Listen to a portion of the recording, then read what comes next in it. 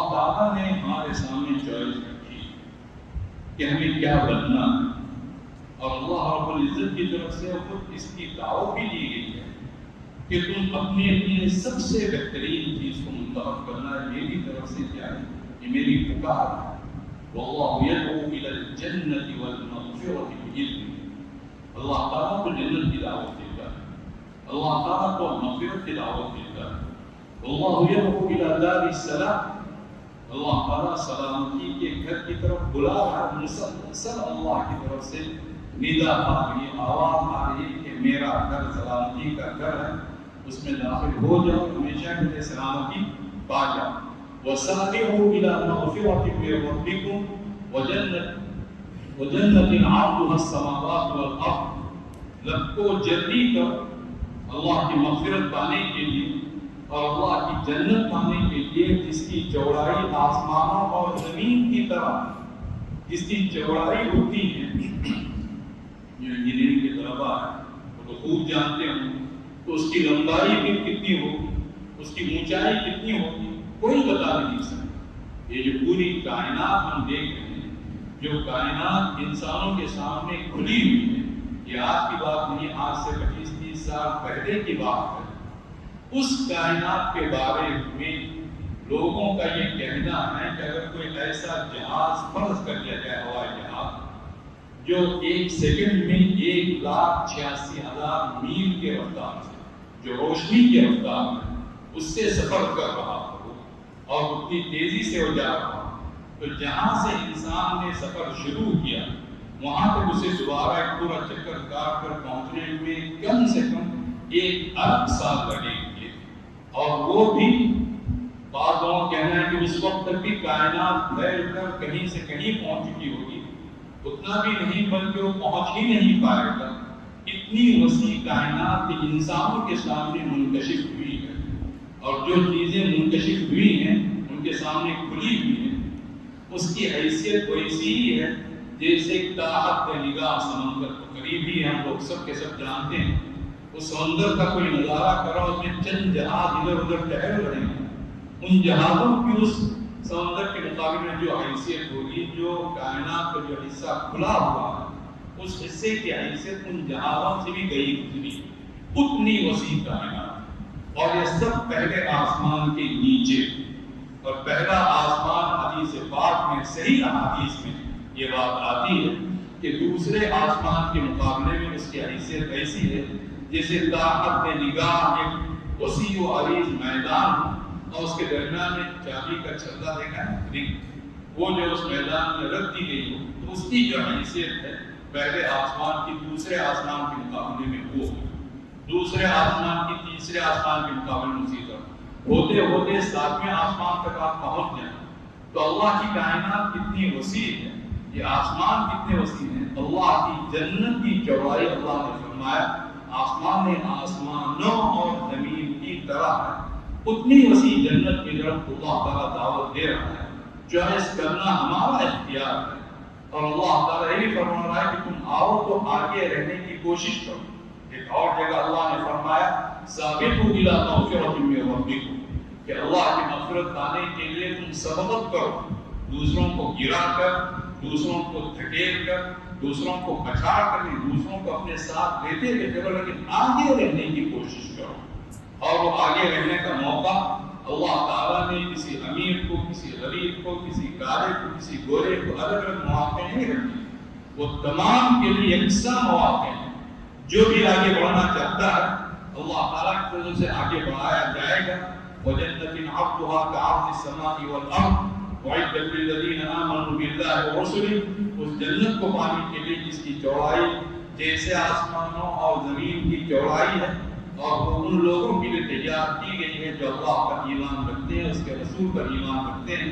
اور یہ اللہ کا فضل ہے، جسے چاہتا اللہ تعالیٰ اپنا فضل مرحمت فرماتا ہے۔ اللہ ذو الفضل العظیم، اور اللہ تعالیٰ عظیم الشان فضل والا ہے۔ اللہ تعالیٰ نے، ہم سب جانتے ہیں دنیا بہت وسیع ہے، زندگی تھوڑی سی، زندگی میں انسان ساری چیزیں سمیٹ لے وہ سمیٹ نہیں سکتا، بالکل ایسے ہی معاملہ کہ 1 گھنٹہ ہمارے پاس، اور چیزیں اتنی زیادہ ہیں کہ اس کے لیے ہزاروں گھنٹے چاہیے۔ تو پھر ہمارا کام کیا ہے؟ جو سب سے بہتر چیز ہے اس کو ہم منتخب کرتے ہیں، تاکہ ہمارا جو ایک گھنٹہ ہے اس گھنٹے میں ہم جتنی اچھی چیزیں سمیٹ سکتے ہیں سمیٹ لیں۔ یہ اللہ رب العزت کی طرف سے ہم تمام کو حکم ہے۔ یہ حکم مدارس کے طلباء کے لیے بھی ہے، یہ حکم علماء کرام کے لیے بھی ہے، یہ حکم عوام الناس کے لیے بھی ہے، یہ حکم کالج کے اسٹوڈنٹس کے لیے بھی ہے، یہ حکم ہم تمام کے لیے۔ جو آیت ہم نے تلاوت کی اس آیت میں اللہ تعالیٰ یہی فرما رہا ہے کہ تمہاری چوائس کیا ہونی چاہیے۔ تبارک الذی بیدہ الملک وہو علی کل شیء قدیر الذی خلق الموت والحیاۃ لیبلوکم ایکم احسن عملا وہو العزیز الغفور۔ بڑی بابرکت ذات ہے اللہ رب العزت کی، جس کے ہاتھ میں پوری شہنشاہی ہے، پوری بادشاہت ہے، جس نے موت کو پیدا کیا، زندگی کو پیدا کیا۔ زندگی ہر ایک کو ملی ہے اور موت بھی ہر ایک کو آئے گی، لیکن یہ سارا کارخانہ اللہ تعالیٰ نے کیوں اس کارخانے کو وجود بخشا؟ اللہ نے بات ارشاد فرمائی لیبلوکم ایکم احسن عملا، تاکہ اللہ تعالیٰ تمہارا امتحان ہے، تمہارا جائزہ ہے، تمہیں جانچے، تمہیں پرکھے کہ تم میں کام کرنے کے لحاظ سے سب سے بہتر کون ہے۔ وہ اللہ یہ دیکھنا چاہتا ہے کہ تمہاری چوائس سب سے بہتر ہونی چاہیے۔ جو اس طرح کا ہوگا وہ اللہ کا اتنا ہی پسندیدہ بنتا ہے۔ دنیا ہمارے لیے دی گئی ہے، اس دنیا کے اندر کچرے کا ڈھیر بھی ہے، اس دنیا کے اندر ہر قسم کی نجاستیں بھی ہیں، اس دنیا کے اندر خیانت بھی ہے، غداری بھی ہے، دھوکے بازی بھی ہے، اس دنیا کے اندر بہت سارے حرام چیزیں بھی ہیں، اس دنیا میں بہت ساری نجس چیزیں بھی ہیں جو دیکھنے میں بڑی اچھی بھی لگتی ہیں، اور اللہ نے خود یہ بات ارشاد فرمائی ہے قل لا يستوي الخبيث والطيب ولو اعجبك كثرة الخبيث۔ کہیے ہے محمد صلی اللہ علیہ وسلم، پاکیزہ چیزیں اور گندی چیزیں دونوں برابر نہیں ہو سکتی۔ چاہے تمہیں گندی چیزیں دیکھنے میں بہت پسند آ جائیں، اسے پسند نہیں ہے کہ آدمی کچھ تفریح کر لے، آدمی کچھ ٹائم پاس کر لے، آدمی کچھ کسی کا مال ہڑپ کر لے۔ بہت ساری ایسی چیزیں ہیں جس میں اللہ تعالیٰ نے کچھ فائدہ رکھا ہے لیکن اس سے منع کیا ہے۔ اس طرح کی گندی چیزیں بھی ہیں اور ان میں صاف ستھری چیزیں بھی ہیں، ان میں نمازیں بھی ہیں، ان میں روزے بھی ہیں، دنیا میں حج بھی ہے، دنیا میں زکوٰۃ بھی ہے، دنیا میں اللہ کا دین بھی ہے، دنیا میں اللہ کی شریعت بھی ہے، دنیا میں اللہ کے رسول صلی اللہ علیہ وسلم کی سنت بھی ہے، دنیا میں آپ صلی اللہ علیہ وسلم کی سیرت بھی ہے، دنیا میں ہر طرح کی پاکیزگی ہے۔ معاملہ ہمارا اپنا ہے، ہماری چوائس کیا ہوتی ہے؟ کیا ہماری چوائس وہی زہر، وہی سانپ، وہی بچھو، وہی ڈسنے والی چیزیں، وہی تباہ و برباد کرنے والی چیزیں، وہی کسی کو حقیر سمجھنا، کسی کا مذاق اڑانا، کسی کو نیچا دکھانا، کسی کو گرانا اور گناہ کے کام کرنا، حرام کاموں میں ملوث ہونا؟ کیا ہماری چوائس یہ ہوتی ہے یا ہماری چوائس وہ ہوتی ہے کہ ہم اللہ کا ذکر کرنے والے، درود شریف پڑھنے والے، اپنے ساتھیوں کا خیال رکھنے والے، دوسروں کے ساتھ ہمدردی کرنے والے، احسانی زندگی بسر کرنے والے، اللہ کی شریعت پر پورے طور پر عمل کرنے والے، اللہ کے رسول صلی اللہ علیہ وسلم کی مبارک و مقدس سنتوں کو دل و جان کا سرمایہ سمجھنے والے، اسے اپنے سینے میں بسانے والے، اسے اپنی آنکھوں کا نور بنانے والے، اسے اپنے دماغ کا سرور بنانے والے ہیں۔ کیا بنتے ہیں یہ اللہ تعالیٰ دیکھنا چاہتا ہے۔ الذی خلق الموت والحیاۃ لیبلوکم ایکم احسن عملا، جس نے موت کو پیدا کیا، زندگی کو پیدا کیا، تاکہ تمہیں جانچے اور پرکھے کہ کام کرنے کے لحاظ سے سب سے بہتر کون ہے۔ اللہ نے عربی زبان کچھ نہ کچھ جانتے ہوں گے، اگر نہ جانتے ہوں تو اس کا ترجمہ بھی سن لیں کہ اللہ نے زندگی اور موت کو پیدا کیا تاکہ تمہارا امتحان ہے کہ تم میں کام کرنے کے لحاظ سے سب سے بہتر کون ہے۔ سب سے بہتر بننے کا طریقہ اللہ رب العزت نے سب کے لیے رکھا۔ اللہ نے یہ بھی نہیں فرمایا کہ تم میں بہتر کون ہے، ہمیں سب سے اچھا بننا ہے، لیکن ہم نے جس طرح کہا دوسروں کو گرا کر، دوسروں کو دھکا دے کر، دوسروں کو پچھاڑ کر نہیں، دوسروں کو ساتھ دے کر، لیکن ہم اعلیٰ سے اعلیٰ زندگی بسر کریں گے۔ یہ ہمارے رسول صلی اللہ علیہ وسلم نے یہ طریقہ زندگی ہمیں سکھایا۔ آپ صلی اللہ علیہ وسلم نے بات ارشاد فرمائی، ہم لوگ چوائس کرتے ہیں کہ ہمیں کون سی فیلڈ ہمارے لیے سب سے بہتر ہے، کون سی تجارت اچھی ہے، مکان کا ڈیزائن کیا ہونا چاہیے۔ زندگی کی ہر چیز اگر ہم دیکھتے ہیں چوائس پر، حسن انتخاب پر مشتمل ہے۔ جس کا انتخاب جتنا اچھا ہوتا ہے اس کی سب لوگ تعریف کرتے ہیں کہ واقعی بڑا دماغ والا ہے، کیا نگاہ ہے اس کی، کہاں تک وہ دیکھتا ہے، کیسی چیز اس نے منتخب کی ہے. سب سے بڑھ کر اللہ رب العزت کا حق ہے کہ اس کے لیے ہم بہتر سے بہتر چیز منتخب کریں. ہمارے آقا، ہمارے مولا حضرت محمد مصطفیٰ صلی اللہ علیہ وسلم نے کیا بات ارشاد فرمائی، احرص علی ما ينفعک، اس چیز کی پوری خواہش رکھو، شدید خواہش رکھو. اسے عربی زبان میں حرص کہتے ہیں، جو تمہیں فائدہ پہنچائے. ہر چیز سے پہلے ہم ذرا سوچیں گے کہ جو چیز ہم کرنے جا رہے ہیں، جو چیز ہم اختیار کر رہے ہیں، اس کا فائدہ ہمیں پہنچے گا نہیں پہنچے گا. اگر وہ چیز ہمارے لیے نقصان دہ، آخرت کے لیے نقصان دہ، ہمارے ماں باپ کے تعلق سے نقصان دہ، ہمارے معاشرے کے تعلق سے وہ چیز ہمیں تکلیف پہنچانے والی ہے، خود ہمیں تکلیف پہنچانے والی ہے، ہمارا ٹائم پاس کرنے والی ہے، ہمیں برباد کرنے والی ہے، اللہ کا نام لے کر اسے لاکھ مارنا سیکھیے. ادھر ادھر لگی جتنی بھی بری چیزیں ہیں ان کو اپنی چپلوں کی نوک پر، اپنی جوتی کی نوک پر رکھیں کہ یہ چیز تو مجھے نقصان پہنچانے والی ہے، میرے معاشرے کو نقصان پہنچانے والی ہے. میں جس کالج اور اسکول میں پڑھتا ہوں اس کا جو پورا سسٹم ہے، جو ایک بہترین سسٹم مجھے دیا گیا ہے، اسے نقصان پہنچانے والی ہے. جس گھر میں رہتا ہوں، جس محلے میں رہتا ہوں، یہ کام میں اگر کروں گا پورے محلے کا نقصان، پورے گھرانے کا نقصان ہے، اور سب سے بڑھ کر میرا اپنا نقصان. وَمَن يَكْسِبْ إِثْمًا فَإِنَّمَا يَكْسِبُهُ عَلَىٰ نَفْسِهِ. قرآن کریم کہتا ہے جو گناہ کماتا ہے وہ حقیقت میں اپنے خلاف گناہ کو کماتا ہے. سب سے بڑا نقصان بہت اسی کو پہنچے گا. آدمی پہلے غور کر کہ میں فلاں سے دوستی کر رہا ہوں، اس کی دوستی مجھے کہاں لے جائے گی. کہیں ایسا تو نہیں کہ آج یہ دوستی شوق ہے، کل وہ دوستی مجبوری بن جائے، اور پرسوں وہی دوستی تباہی اور بربادی بن جائے. ہم سے دوست نہیں بنائیں گے، ہم اس اخلاق کے ساتھ رہیں گے، بہتر اخلاق برتیں گے، اسے فائدہ پہنچانے کی کوشش کریں گے. لیکن ہم دوست اگر کسی کو بنانا بھی ہے، ہم اسے بنائیں گے جس کی دوستی مجھے فائدہ پہنچائے اور میری دوستی اسے فائدہ پہنچائے. یہ ساری چیزیں بہت زیادہ ذہانت کے ساتھ میرے عزیزوں، میرے بچوں، زندگی بسر کرنے کی ضرورت ہوتی ہے. ہم سمجھتے ہیں کہ ذہانت اور عقل مندی امتحان دینے کے لیے، میٹرک کا امتحان پاس کرنے کے لیے، کہ اس کے بعد کا جو امتحان ہے، اس سے پہلے جس طرح کے امتحانات ہیں، جو ایگزامس آتے ہیں، ان کو پاس کرنے کے لیے ذہانت کی ضرورت ہوتی ہے. لیکن سب سے زیادہ ذہانت کی ضرورت، سب سے زیادہ عقل مندی کی ضرورت، سب سے زیادہ اپنا دماغ لگانے کی ضرورت زندگی کے لیے ہوگی. آدمی بہت سوچ سمجھ کر زندگی بسر کرے. تھوڑا سا وقت ہے، وہ وقت بہرحال گزر جائے گا. اس وقت کے اندر ہم اپنا کردار کیا پیش کر رہے ہیں، ہم اپنا جو کردار اور اپنا جو رویہ ہے ہم کون سا پیش کر رہے ہیں. بہت زیادہ سوچ کر، بہت زیادہ سمجھ کر، بہت زیادہ اپنے آپ لڑا کر، بہت زیادہ اپنا ذہن استعمال کر کے ہم ایک سچی زندگی بسر کریں. حضور اکرم صلی اللہ علیہ وسلم نے بات ارشاد فرمائی، احرص علی ما ينفعک، جو چیز تمہیں فائدہ پہنچا رہی ہے اس کا شوق رکھو. بس اس حدیث پر اگر ایک عمل ہو جائے اور اللہ رب العزت کی اس آیت پر عمل ہو جائے کہ اللہ تعالیٰ پہ دیکھنا چاہتا ہے کہ تم میں کام کرنے کے لحاظ سے سب سے بہتر کون بنتا ہے، سارے جھگڑے ختم ہو جائیں، ساری سستی ختم ہو جائے، ساری کاہلی ختم ہو جائے، سارے تماشے ختم ہو جائیں، ہر انسان بامقصد بن جائے کہ وقت کم ہے، ٹائم بہت کم ہے، کام بہت زیادہ ہے، مجھے تو چوائس کرنا، مجھے تو بہتر سے بہتر زندگی بسر کرنی ہے. اور جو اس طرح بسر کرنا چاہتا ہے، اللہ کا وعدہ ہے کہ اللہ تعالیٰ اپنے سارے راستے اس کے لیے کھول دے گا. اللہ رب العزت کا وعدہ خاص طبقے والوں کے لیے نہیں، تمام انسانوں کے ساتھ ہے. جو اللہ کے سچے بندے ہیں، جو مسلمان بندے ہیں، ان کے ساتھ تو اللہ کا وعدہ اور زیادہ ہے. اور وہ وعدہ کیا ہے؟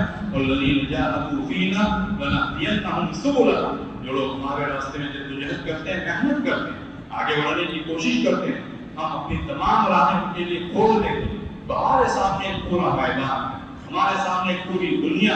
اور حضور اکرم صلی اللہ علیہ وسلم نے اس چیز کی طرف نشاندہی کی ہے. ان اللہ تعالیٰ یروم علی العجز. جتنے بھی کالجز کے بلکہ مدارس میں یہ بات ہم شاید ہو سکتا ہے کہ دسیوں دفعہ ہم کہہ چکے ہوں کہ اللہ رب العزت کو نکمنا پن پسند نہیں، ناکارگی. ہم کیا کر سکتے ہیں، ہمارے اندر کتنی طاقت ہے، ہم حقیر فقیر کل تقصیر، ہم سے تو کچھ ہونے والا نہیں.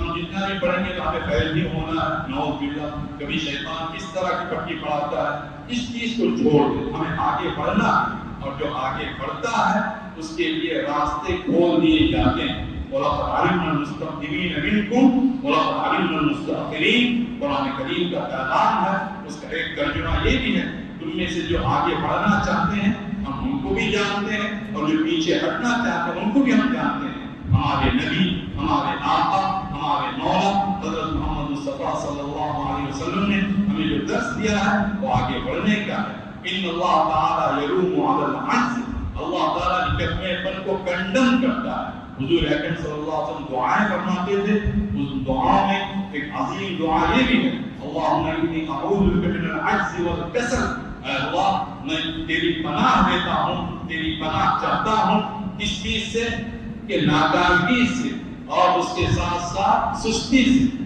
ایک سستی عملی سستی ہوتی ہے، آپ سست ہے، کاہل ہے، اس سستی کو بھی انسان چھوڑ دے، اور دوسری سستی ذہنی سستی ہوتی ہے، وہ اور زیادہ خطرناک ہے۔ ہم کچھ کر نہیں سکتے ہیں، ہم سے تو کچھ ہونے والا نہیں، اس کے لیے توبہ کر لیں کہ ہم سے ہوگا، ہم آگے بڑھیں گے، ہم ترقی کریں گے اور ہم اپنی منزل مقصود کو پا دیں گے۔ حضور اکرم صلی اللہ علیہ وسلم نے اس ذہنی سستی سے بھی پناہ چاہی ہے کہ ہم ہر طرح کے نکمے پن سے، ناکارگی سے، اے اللہ میں تیری پناہ چاہتا ہوں، اے اللہ میں تیری پناہ دیتا ہوں۔ تو یہ تو کام ہمیں کرنا ہے۔ ہم دیکھیں ہماری زندگی میں کھیل کا عنصر کتنا ہے، تفریح کا عنصر کتنا ہے، ہر چیز کو اس کے خاص مقدار میں رکھیے۔ میرے عزیزوں، میرے بچوں، یہ نہیں کہ زندگی میں ہم کھیلتے ہی رہیں، زندگی میں ہم تفریح کرتے ہی رہیں، زندگی ہم ٹائم پاس کرتے ہی رہیں۔ ٹائم پاس کرنے کے لیے ایک سیکنڈ بھی ہمیں نہیں دیا ہے، ایک سیکنڈ، ایک منٹ نہیں، ایک سیکنڈ بھی ہمیں ٹائم پاس کرنے کے لیے نہیں دیا گیا ہے۔ وقت جو پاس کرنے کے لیے یہ نہیں، وقت کام میں لگانے کے لیے۔ حضور اکرم صلی اللہ علیہ وسلم نے یہ بات ارشاد فرمائی ہے، نعمتان مغبون فیہما کثیر من الناس الصحۃ والفراغ۔ دو نعمتیں ایسی ہیں جن نعمتوں کے تعلق سے بہت سارے لوگ دھوکے میں پڑے ہوئے ہیں۔ ایک نعمت صحت کی ہے، ایک نعمت فرصت کی ہے۔ صحت چلی جاتی ہے، آدمی حال وال کرتا ہے کہ اب تو بہت شوگر بہت بڑھ رہی ہے، بیماریاں لگی ہوئی ہیں، کام کرنا چاہ رہے ہیں، کام نہیں کر پا رہے ہیں، لیکن جس وقت کام کرنے کا وقت اس وقت کام کیوں نہیں کیا؟ اور اسی طرح اب تو مشغولیت ہی مشغولیت ہے، فرصت ہی نہیں ہے، سب بجانے کی فرصت نہیں ہے۔ جس وقت فرصت تھی، جس وقت موقع تھا، اس وقت کام کیوں نہیں کیا؟ یہ فرصت ہے ہمارے سامنے، صحت ہے ہمارے سامنے۔ آپ سب کے سب نوجوان ہیں، اللہ کے فضل و کرم سے جو طاقت اللہ نے دی ہے، جو صحت اللہ نے دی ہے، جو فرصت اللہ نے دی ہے، اس کو کام میں لگائیے اور بہتر سے بہتر کام کر کے دکھائیے۔ علم ہم کیوں حاصل کرتے ہیں؟ ہم ڈاکٹر بننا چاہتے ہیں، ہم انجینئر بننا چاہتے ہیں، علم ہم کیوں حاصل کر رہے ہیں؟ اس کیوں کا جواب بھی سب سے پہلے دیں۔ کیا اس لیے تاکہ ہم دولت کمائیں؟ کیا اس لیے تاکہ ہم دوسروں پر اپنے علم کو ثابت کریں؟ کیا اس لیے کہ ہم اپنے ماں باپ کو نعوذ باللہ اگر وہ کم پڑھے لکھے ہیں ان کو جاہل قرار دیں اور ان کی تحقیر کریں؟ کیا اس لیے کہ معاشرے کے اندر ہم اپنا دباؤ رکھیں اور دوسروں کو ہم کم سے کم اور تحقیر کر ڈالیں؟ 50 قسم کے مقاصد ہیں، الٹے سیدھے، یہ تمام مقاصد اپنی چپلوں کے نیچے رکھ کے، اپنی جوتیوں کے نیچے رکھ کے حق سے اڑا دیں۔ صحیح مقصد اگر علم کا ہے، وہ علم کا مقصد انسانیت ہے، علم کا مقصد خدمت ہے، علم کا مقصد اپنے آپ کو پہچاننا ہے، علم کا مقصد دوسروں کو کی بھلائی کرنا ہے، دوسروں کے ساتھ حسن سلوک کرنا۔ اس چیز کو اپنے اوپر لازم سمجھیں۔ جو بھی صلاحیت ہمیں مل رہی ہے، چاہے وہ صلاحیت علم کی ہو، چاہے وہ صلاحیت ذہانت کی ہو، چاہے وہ صلاحیت طاقت کی ہو، دنیا تجارت کی منڈی بنی ہوئی آدمی اپنے آپ کو ٹکاؤ مال بتا کر اپنے آپ کو پیش نہ کرے کہ ہم تو اتنے روپے میں بک جائیں گے، اتنی تنخواہوں میں بک جائیں گے۔ یہ نہیں، ہم علم حاصل کر رہے ہیں تاکہ اس کے ذریعے سے انسانیت کو ہم سدھاریں، انسانیت کو ہم سنواریں۔ علم حاصل کریں تاکہ اس کے ذریعے ہم خدمت کریں۔ علم کا مقصد، دولت کا مقصد، عہدوں کا مقصد، ہر چیز کا مقصد زندگی کے مقصد سے جڑا ہوا ہے۔ یہ بات ہم دسیوں جگہ کہہ چکے ہیں، اور زندگی کا مقصد اگر ہمیں جاننا ہے تو اس ہستی کی زندگی کو دیکھنا پڑے گا جو ہماری آقا اللہ کے رسول صلی اللہ علیہ وسلم کی ہستی ہے۔ آپ صلی اللہ علیہ وسلم کی زندگی کا مقصد کیا تھا؟ جو انسان سب سے اعلیٰ انسان، سب سے ارفع انسان، سب سے بلند ترین انسان، جس انسان کو اللہ تعالیٰ نے نبی اور رسول بنایا، جس انسان کو اللہ تعالیٰ نے سب سے محبوب بنایا، تو یقینی بات ہے کہ اس کی زندگی اللہ رب العزت کے نزدیک سب سے مبارک اور سب سے مقدس زندگی ہے۔ حضور اکرم صلی اللہ علیہ وسلم کی زندگی کا اگر خلاصہ بیان کیا جائے، پوری ٹوٹل زندگی کا اگر خلاصہ بیان کیا جائے، آپ صلی اللہ علیہ وسلم کی حقیقی زندگی اللہ رب العزت کی بسر ہو گئی، ایک منٹ کے وقفے کے بغیر، ایک سیکنڈ کے وقفے کے بغیر۔ قل ان صلاتی ونسکی ومحیای ومماتی للہ رب العالمین، کہیے اے محمد صلی اللہ علیہ وسلم، بے شک میری نماز، میری قربانی، میرا جینا، میرا مرنا سب اللہ کے لیے جو تمام جہانوں کا پروردگار ہے، لا شریک ہے، اس کا کوئی شریک نہیں، نہ اس کی ذات میں، نہ اس کی صفات میں، نہ اس کے کاموں میں، وہ تنہا تنہا ہے، اس کے کام وہ تنہا ہوا کرتا ہے، نہ کسی سے مشورہ دیتا ہے، وہ اللہ ہے، وہ معبود ہے، وہ رب ہے، وہ خالق ہے، وہ مالک ہے، اس نے ہمیں پیدا کیا، ہماری پوری زندگی اس کے لیے قربان ہونی چاہیے۔ وَبِذَلِكَ أُمِرْتُ، مجھے اس بات کا حکم دیا گیا، وَأَنَا أَوَّلُ الْمُسْلِمِينَ، اور میں اللہ کا اولین فرمانبردار ہوں۔ حقیقی طور پر رسول اکرم صلی اللہ علیہ وسلم کی زندگی اللہ کے لیے، ظاہری طور پر آپ صلی اللہ علیہ وسلم کی زندگی اللہ کے بندوں کے لیے بسر ہو رہی تھی۔ ایک سیکنڈ اور ایک منٹ کے وقفے کے بغیر پوری زندگی، آپ کا کھانا پینا، آپ کا چلنا پھرنا، آپ کا پہننا اوڑھنا، آپ کا سونا جاگنا، آپ کا نصیحتیں کرنا، آپ کے تمام کام وہ انسانوں کی ہدایت کے لیے، انسانوں کے فائدے کے لیے، انسانوں کے سامنے ایک صحیح راستہ روشن کرنے کے لیے، یہ زندگی آپ صلی اللہ علیہ وسلم کی تھی۔ خلاصہ یہ نکلا کہ آپ صلی اللہ علیہ وسلم کی زندگی سراپا احسان تھی، بندگان خدا کے ساتھ احسان کرنا۔ دولت کا یہی مقصد ہو، آئندہ اگر آپ بہت زیادہ دولت مند ہو جائیں تو دولت اس لیے نہیں کہ آپ کی متکبر بن جائے، کنجوس بن جائے، دکھاوا کرنے والا، اسراف کرنے والا، اس کے لیے نہیں، بندگان خدا کے ساتھ احسان کرنے والا۔ ذہانت کا مقصد بھی یہی، اللہ نے اگر آپ کو عقل دی، کوئی آپ سے مشورہ چاہتا ہے، کوئی آپ سے رہنمائی چاہتا ہے، آپ سچے دل سے اس کے لیے صحیح رہنمائی فراہم کریں۔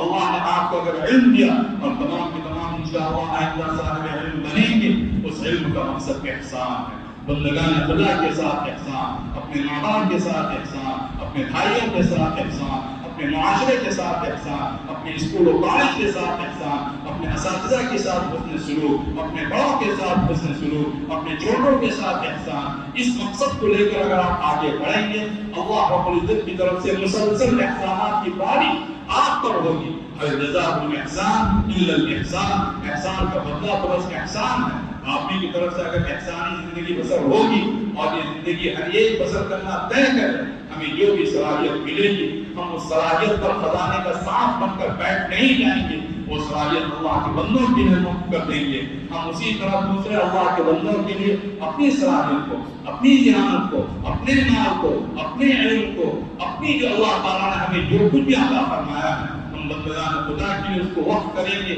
یہ اگر ہماری نیت ہوگی، ہمارا پڑھنا مبارک، ہمارا درجے میں حاضر ہونا، کلاس اٹینڈ کرنا مبارک، ہماری باتیں سننا مبارک، ہمارا مسجد میں آنا اور مسجد سے جانا مبارک، ہمارا گھر جانا اور گھر سے آنا مبارک، ہر چیز بابرکت ہوگی، اس لیے کہ ہم خود ایک مبارک انسان بن گئے۔ یہ ہماری زندگی کا مقصد ہونا چاہیے کہ جو بھی اللہ تعالیٰ نے صلاحیت دی، اس صلاحیت کا استعمال ہم اللہ کے بندوں کو فائدہ پہنچانے کے لیے اور ایک حسن معاشرت کو عام کرنے کے لیے ہم اپنی صلاحیتوں کا استعمال کریں گے۔ اللہ کا جو بندہ اور اللہ کی جو بندی اگر عورتیں بات سن رہی ہوں، اللہ کا جو بندہ اور جو بھی طالب اس طرح کی زندگی اگر بسر کرے گا، اللہ کا وعدہ یہ ہے کہ وَسَنَزِيدُ الْمُحْسِنِينَ، محسنین کو ہم اور دیتے ہیں۔ احسان کا مطلب یہ نہیں کہ آپ کی پیسوں ہی سے احسان کریں، ہم تو یہ کہتے ہیں کہ آپ طالب علمانہ زندگی میں آپ بہتر طالب علم بن کر دکھائیے۔ حدیث پاک میں آتا ہے خیر الجیران عند اللہ خیرهم لجاری، پڑوسیوں میں سب سے بہترین پڑوسی اللہ کے نزدیک وہ ہے جو اپنے پڑوسی کے حق میں بہتر ہے۔ خیر الاصحاب عند اللہ خیرهم لصاحبہ، ساتھیوں میں سب سے بہترین ساتھی وہ ہے جو اپنے ساتھی کے حق میں بہتر ہے۔ ہم اپنے ساتھیوں کو گاڑیں، ان کو دیکھیں، کوئی اگر پڑھنے میں کمزور ہے، آپ سے کچھ نوٹس وغیرہ مانگ رہا ہے، یہ نہیں کہ ہم محنت کر کے ہم ہی فرسٹ آ جائیں، وہ اگر دیکھ لے گا تو اس کے نمبرات زیادہ ہو جائیں گے۔ اگر یہ کیفیت ہو گئی تو اس کا مطلب ہے کہ ہمارے اندر صفت احسان نہیں ہے.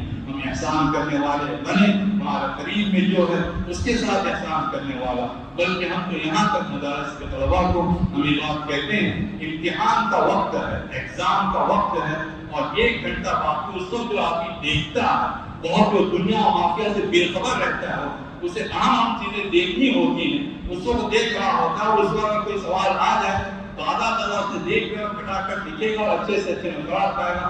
اس وقت کوئی کمزور تعلیم آپ کے پاس آ رہا ہے اور آپ سے کہہ رہا ہے کہ یہ جو حساب کا جو معاملہ ہے ہمیں ذرا سمجھ نہیں ہے، ہمیں ذرا سمجھائیے، یہ فارمولہ ہمیں کس طرح ہے ذرا بتائیے.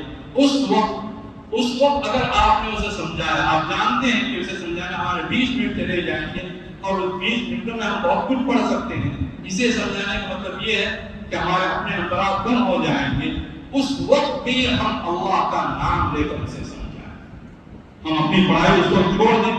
فرض کر دیں کہ وہی سوالات آ گئے جو سوالات ہم اس وقت دیکھ رہے اور اس وقت دیکھ کر ہم جاتے اسے نہ سمجھاتے، ہمیں 90 85 نمبر مل سکتے تھے، لیکن اس کے سمجھانے کی وجہ سے ہم اتنا دیکھ نہیں سکے. ہمیں 60 یا 70 72 73 اس طرح کے نمبرات مل گئے. ہمیں 20 30 نمبرات ہمارے کم ہو گئے. کوئی حرج نہیں. وہ سنزید المحسنین، جو احسان کرتا ہے اللہ تعالیٰ اس کے ساتھ احسان کرتا ہے. زندگی اس طرح بسر کی جائے میرے بھائیوں، میرے عزیزوں، میرے بچوں، زندگی اس طرح بسر کی جائے. ہم دوسروں کے لیے ہمیشہ قربان ہیں. اللہ تعالیٰ نے گنا کر یہ بات بیان فرمائی ہے، وَاعْبُدُوا اللَّهَ وَلَا تُشْرِكُوا بِهِ شَيْئًا.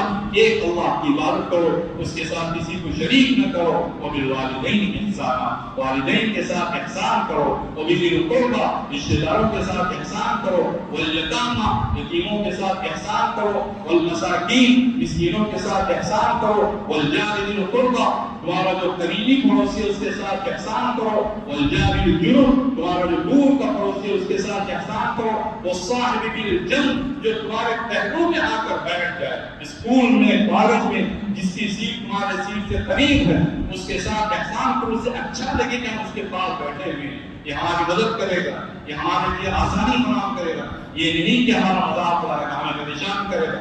اس کے ساتھ بھی احسان کرو. بس پر آپ سفر کر رہے ہیں، آپ کے قریب کوئی آ کر بیٹھ کر اس کے ساتھ احسان کرو.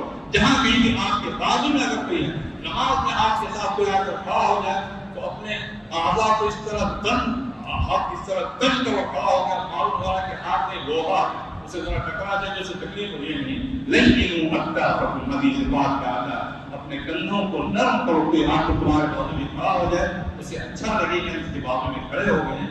اس طرح کی باتیں احسان کرو. صاحب الجنب، وہ اپنی سبیل، جو مسافر ہیں، جو مہمان ہیں، ان کے ساتھ احسان کرو. وما ملکت ایمانکم، جو تمہارے غلام اور باندیاں ہیں، ان کے ساتھ احسان کرو. اللہ تعالیٰ نے گنا کے یہ بات بیان فرمائی ہے. زندگی نام احسان کا ہے. اس احسانی زندگی کے ساتھ انشاءاللہ اپنے کالج کے دن بھی ہم بسر کریں گے، اپنے گھروں میں اپنی زندگی بسر کریں گے، اپنے والدین کے ہم ایک بہترین سعادت مند بیٹے بنیں گے، اپنے استاد کے اچھے شاگرد بنیں گے. یہ نہیں کہ سامنے کوئی آ جائے تو یس سر فلاں سر فلاں سر، اور جیسے سر چلے گئے آپ کو اشارے ہونے لگے تو ویسے فلاں. یہ نہیں، ہمارا ظاہر بھی ایسا ہی ہو، ہمارا باطن بھی اسی طرح ہو. اسی چیز کا نام صدق ہے، اسی چیز کا نام سچائی ہے. آپ کی ظاہر میں جس طرح ہے وہ اندر بھی اسی طرح ہو. ہماری رات کی تنہائیاں بھی اسی طرح ہو. جس طرح ہمارے دن کے اجالے میں لوگوں کے سامنے کس طرح ہیں، بڑے اچھے ہیں، صاف ستھرے ہیں. رات کی تاریکی میں اگر ہم اپنے موبائل کے ساتھ منفرد کر دیں اور اپنے انٹرنیٹ کے ساتھ اس کو بھی ہم پاکیزہ ترین ہوں، ہم صاف ستھرے ہوں، ہمارے دماغ پاک، ہمارا دل پاک، ہماری آنکھیں پاک، ہمارے اعضاء پاک. اسی پاکیزگی کی بنیاد پر ہمیں دنیا میں بلندی بھی ملے گی. اسی پاکیزگی کی بنیاد پر ہمیں اللہ کی جنت بھی ملے گی. یاد رکھیے گا، فرشتے جنتیوں کا جب استقبال کریں گے پاکیزگی کا حوالہ دے کے تم دنیا میں پاک تھے اس لیے تم جنت میں داخل ہو جاؤ. وسیق الذین اتقوا ربهم الی الجنۃ زمرا، ان لوگوں کو جو اپنے رب کا ڈر رکھتے ہیں ان کو گروہ در گروہ ایک معزز وفد کی شکل میں جنت کی طرف لایا جائے گا. حتی اذا جاءوها، یہاں تک کہ وہ جنت کے پاس پہنچیں گے. وفتحت ابوابها، اور اس کے دروازے کھول دیے جائیں گے. وقال لهم خزنتها، جنت کے محافظ فرشتے کہیں گے سلام علیکم، سلام علیکم، تم پر سلامتی ہو، تم پر خوب سلامتی ہو. طبتم فادخلوها خالدین، تم بڑے پاک صاف رہے دنیا میں، اس سے جنت میں ہمیشہ ہمیشہ کے لیے داخل ہو جاؤ۔ پاکیزگی، امانت داری، دیانت داری، محنت کا جذبہ، ہر قسم کی سستی سے دوری، سعادت مندی ہماری طرف سے ہر ایک کو فائدہ پہنچے، اس چیز کا نام حسن اخلاق ہے۔ ہم یہ سمجھتے ہیں کہ اچھے اخلاق مطلب صرف مسکرا کر ملنا ہے، یہ اچھے اخلاق کا ایک حصہ۔ اچھے اخلاق کسے کہتے ہیں؟ بذل المعروف وکف الاذى وطلاقۃ الوجه۔ اچھے اخلاق، ایک طالب علم بہت اچھے اخلاق والا ہے، اس کا مطلب یہ ہے کہ نیکیوں کو عام کرنا، برائیوں سے دوسروں کو محفوظ رکھنا اور خندہ پیشانی سے ملاقات کرنا۔ ہم اپنی طالب علمانہ زندگی کو ان اخلاق پر ہم کیا کریں گے؟ استوار کریں گے۔ ہماری طرف سے ہر ایک کے ساتھ بھلا معاملہ ہو، دوسروں کا نقصان، اگر دوسرا کوئی اگر ہمیں نقصان پہنچانا چاہے، ہم بدلہ لے بھی سکتے ہوں، تب بھی بدلہ نہ لیں، ہم صبر کریں گے۔ اس چیز کو رسول اکرم صلی اللہ علیہ وسلم نے ایمان بتایا۔ آپ صلی اللہ علیہ وسلم سے پوچھا گیا ایمان کیا ہے؟ اس کے مختلف مواقع پر مختلف جوابات دیے۔ ایک موقع پر آپ صلی اللہ علیہ وسلم جو ایمان کا جواب دیا وہ یہ جواب دیا کہ الصبر والسماحہ، ایمان نام ہے دوسروں کی تکلیفوں کو برداشت کرنے کا اور اپنی طرف سے دل کھول کر معاملہ کرنے کا۔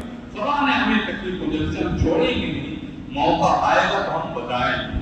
یہ کم و بیش 99% لوگوں کے ذہنوں میں چیز ہوتی ہے، 99%، اور ہمیں یقین ہے کہ یہ چیز صحیح ہوگی۔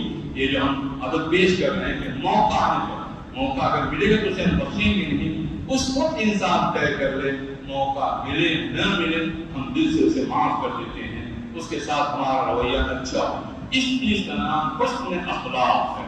بذل المعروف وکف الاذى وطلاقۃ الوجه، کہ بھلائیوں کو عام کرنا، برائیوں سے دوسروں کو محفوظ رکھنا، اپنی تکلیفوں سے دوسروں کو محفوظ رکھنا اور بشاشت کے ساتھ ملاقات کرنا۔ ایک اچھا طالب علم، ایک اچھا اسٹوڈنٹ، ایک اچھا انسان بنے گا، اپنے ماں باپ کا ایک اچھا فرزند بھی ہوگا، اپنے بھائیوں کا ایک اچھا بھائی ہوگا، اس کی شادی ہو جائے تو اپنی بیوی کا اچھا شوہر ہوگا، اس کے بچے ہوں گے تو اپنے بچوں کا اچھا باپ ہوگا، اور پھر دادا نانا بن جائے تو ایک اچھا نانا، ایک اچھا دادا بنے گا۔ اچھا بننے کی انسان اگر کوشش کرے گا تو اللہ رب العزت کا حکم یہ ہے، اور اللہ رب العزت کی طرف سے بشارت بھی ہے، وہ احسنوا، بہتر سے بہتر جو کام تم کر سکتے ہو وہ کرو، ان اللہ یحب المحسنین، اللہ تعالیٰ کو محبت ہے ان لوگوں سے جن کے اندر وہ احسان کی صفت ہوتی ہے۔ پڑھنے میں احسان، ساتھیوں کے ساتھ سلوک کرنے میں احسان، اساتذہ کا ادب کرنے میں احسان، جس سے ہمیں علم مل رہا ہے۔ ہمارے اساتذہ کو جو تنخواہیں وغیرہ ملتی ہیں، یہ کوئی علم کا بدل نہیں ہے میرے بھائیوں، علم کا کوئی بدل نہیں۔ جو آپ کو ایک حرف سکھاتا ہے، جو آپ اپنے سینے کا علم آپ کے سینے میں منتقل کر رہا ہے، وہ آپ کا محسن ہے۔ محسنوں کو یاد رکھیں، جب آپ کالج میں رہیں تب بھی یاد رکھیں، آئندہ جب آپ بہت بڑے بن جائیں اور آپ کے اساتذہ اپنے ہی مقام پر رہیں تب بھی وہ آپ کے استاد ان کے ساتھ ادب کا معاملہ، احترام کا معاملہ، احسان شناسی کا معاملہ یہ ہونا چاہیے۔ اپنے ماں باپ کے ساتھ کسی کے باپ اگر جب بیل گاڑی بھی چلا رہے ہیں اور وہ بہت بڑا مسٹر بن جائے پڑھ لکھ کر، تب بھی وہ بیل گاڑی چلانے والا باپ اس کا باپ ہے، وہ اگر گھرے بازار میں سے 10 جوتے رسید کر دے اپنا سر جھکا لے کہ آپ میرے باپ ہیں، ہم آپ کے خلاف ایک لفظ نہیں دیں گے۔ اس طرح کا ادب ہونا چاہیے، اس طرح کا احترام ہونا چاہیے، جس کے اندر یہ کیفیات ہوتی ہیں۔ اللہ رب العزت کی طرف سے اللہ کا وعدہ یہ ہے وَسَنَزِيدُ الْمُحْسِنِينَ، احسان کرنے والوں کو ہم خوب دیں گے، ہم بے گناہ دیں گے۔ آپ دیکھیں گے انشاءاللہ اسی طرح ہم زندگی بسر کریں گے۔ اپنے دوستوں کو تارے، ایک بات یہ بھی، دوستوں کے ساتھ خوشیوں میں ہم شریک رہتے ہیں، کبھی چائے پی لی دوست، لیکن تارنے کی کوشش کریں کون پریشان ہے۔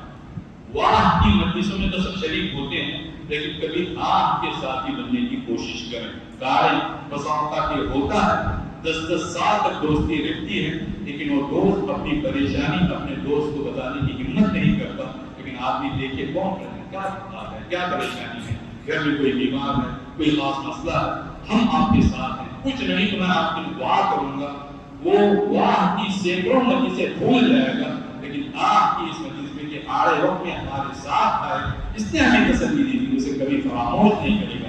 زندگی کے ہر میدان میں جو بدحال ہیں، جو پریشان حال ہیں، جو ہمارے قریب رہتے ہیں، ان کو جانچنے کی، ان کو ٹالنے کی، ان کو بھانپنے کی کوشش کریں اور ان کے ساتھ بھی احسان کا معاملہ کریں۔ اس طرح کی اگر زندگی بسر ہوگی، ہر ایک دوسرے کا خیر خواہ بنا ہوگا، تو حدیث پاک میں تو ایک چیز آتی ہے کہ جو ہے دین نامی حضور اکرم صلی اللہ علیہ وسلم بیعت دیا کرتے تھے، بایعنا رسول اللہ صلی اللہ علیہ وسلم علی اقام الصلاۃ و ایتاء الزکاۃ والنصح لکل مسلم، کہ ہم نے رسول اکرم صلی اللہ علیہ وسلم کی مبارک ہاتھ پر بیعت کی. بیعت کرنے کا مطلب عہد کرنا، پکا عہد کرنا کہ ہم نمازیں قائم کریں گے، زکوٰۃ دیں گے اور ہر مسلمان کے ساتھ خیر خواہی کا معاملہ کریں گے. اور بعض روایات میں یہ بات آتی ہے المسلم من سلم الناس من لسانه ویدیہ، سچا مسلمان وہ ہے جس کی زبان اور ہاتھ سے تمام انسان محفوظ ہوں. اس طرح خیر خواہی کے ساتھ رہیں. اور اس طرح کا عجیب و غریب واقعہ، اس واقعے میں اپنی بات مکمل کرتے ہیں کہ خیر خواہی کس درجے کی ہے. ایک صحابی، ایک کے پاس گھوڑا تھا، عمدہ گھوڑا، اس سے خریدنے کے لیے بہت ہی اچھا گھوڑا تھا، ان کو معلوم نہیں تھا کہ اس گھوڑے کی قیمت کیا ہے. بیچنے والا نے بتایا کہ اس کی قیمت 250 درہم. تو انہوں نے کہا کہ 300 میں بیچو گے؟ انہوں نے کہا 300 ٹھیک. انہوں نے کہا 400 میں بیچو گے؟ یہ خرید و فروخت کی دنیا میں آج تو ایسا نہیں ہوا ہوگا، جو قیمت بتا رہا ہے اس سے زائد قیمت خریدنے والا لگا رہا ہے. پھر ان کے 400 میں کہا کہ 500 میں بیچو گے؟ اس نے کہا ٹھیک ہے 500 میں دے، 600 میں بیچو گے؟ ہوتے ہوتے میں یاد آ رہا اللہ 800 درہم تک انہوں نے پہنچایا. پھر وہ گھوڑا خرید. بیچنے والا کہا کہ میں 250 میں بیچ رہا تھا، آپ نے اتنی زیادہ قیمت آخر کیوں لگائی؟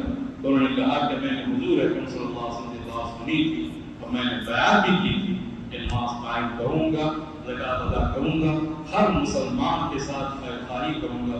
میں خوب جانتا ہوں کہ گھوڑا کم سے کم 800 درہم کا ہے، اور میں یہ بھی جانتا ہوں کہ مجھے اس کی حیثیت معلوم نہیں. اس وجہ سے میں نے اس حدیث کی بنیاد پر تمہارے ساتھ خیر خواہی کی. تم 250 لگا رہے تھے، اس سے 3 گنا زائد اس کی کیا تھی؟ قیمت تھی. اس طرح کہ لوگ پھر اس طرح کے نتائج کیا ہیں، رزلٹ اسی طرح آتے ہیں. اچھے اعمال یہاں سے جائیں گے، وہاں سے اللہ رب العزت کی طرف سے اچھے فیصلے اتریں گے. ہم اپنی کالج کی زندگی، اپنے ہائی اسکول کی زندگی، اپنے معاشرے کی زندگی، اپنی گھریلو زندگی ہم اسی طرح بنائیں گے.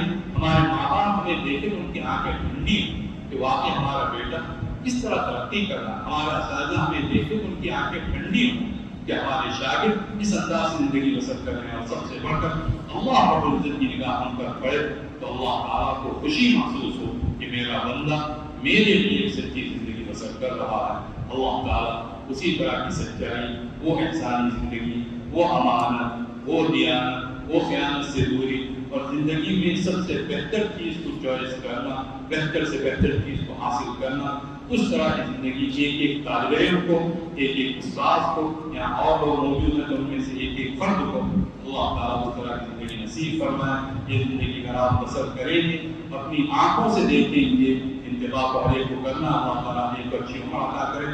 مرنے سے پہلے آپ اپنی آنکھوں سے دیکھیں گے کہ اللہ رب العزت کی طرف سے کس طرح احسانات کا معاملہ ہو رہا ہے. آپ کی زندگی بھی ایک سکون کی زندگی بسر ہوگی. ہم یہ نہیں کہتے کہ مال و دولت کے انبار لگیں گے، لیکن اس کی ضمانت اللہ کے گھر میں بیٹھ کر ہم اللہ کے نام پر لے سکتے ہیں کہ اللہ تعالیٰ سکون کی، عافیت کی، راحت کی، اطمینان کی زندگی عطا کرے گا. دنیا بھی بہتر ہوگی اور اللہ نے چاہا تو انشاءاللہ آخرت اس سے بھی بہتر ہوگی. یہ پیغام جگہ جگہ پہنچائے اپنے گھروں میں اپنے تمام ساتھیوں دوستوں کو، تاکہ اچھا معاشرہ قائم ہو جائے اور اس کے اچھے نتائج اللہ رب العزت کی طرف سے ہم تمام کو دکھائے جائیں. اللہ مجھے بھی توفیق دے، آپ کو توفیق عطا فرمائیں. وآخر دعوانا